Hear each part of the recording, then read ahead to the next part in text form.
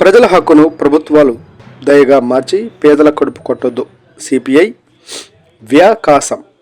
గ్రామీణ పేదల కడుపు కొట్టేందుకు కేంద్ర ప్రభుత్వం పూనుకుందని, అందులో భాగంగానే ఉపాధి హామీ పథకంలో అనేక మార్పులకు శ్రీకారం చుట్టిందని సిపిఐ సీనియర్ నాయకులు మోదుగుల పార్థసారథి, సిపిఐ సూళ్లూరుపేట మండల కార్యదర్శి తొండా రమణయ్యలు ఆవేదన వ్యక్తం చేశారు.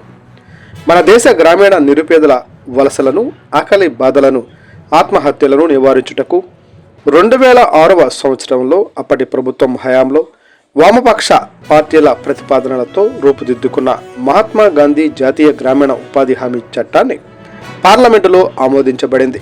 గ్రామ స్వరాజ్యం కొరకు కలలు కన్న మహాత్మా గాంధీ పేరుతో గ్రామాల నుండి వలసలను, ఆకలి బాధలను, ఆత్మహత్యలను నివారించిన ఈ పథకాన్ని ఏవో చిన్న చిన్న లోపాలు ఉంటే సరిదిద్దుకోవడానికి బదులు ఈ చట్టాన్ని నిర్వీర్యం చేయడాన్ని తీవ్రంగా ఖండిస్తున్నాం.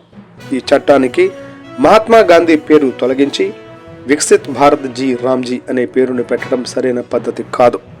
అదేవిధంగా ఈ పథకానికి కేంద్ర ప్రభుత్వం 60% మరియు రాష్ట్ర ప్రభుత్వాలు 40% నిధులను కేటాయించే విధంగా మార్పు చేయడం వలన ఈ పథకం నిర్వీర్యమయ్యే పరిస్థితి ఉంది.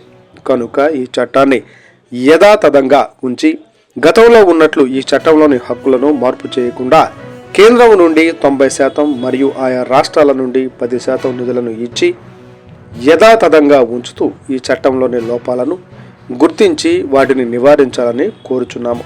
ఆయన వెంట సిపిఐ నాయకులు ఇలప నాగేంద్రబాబు, పట్టణ కార్యదర్శి ఆనందబాబు, లక్ష్మమ్మ, ఆబోతుల బాలయ్య, బాలు, శ్రీనివాసులు, కోటయ్య, వ్యవసాయ కార్మిక సంఘ నాయకులు తదితరులు పాల్గొన్నారు.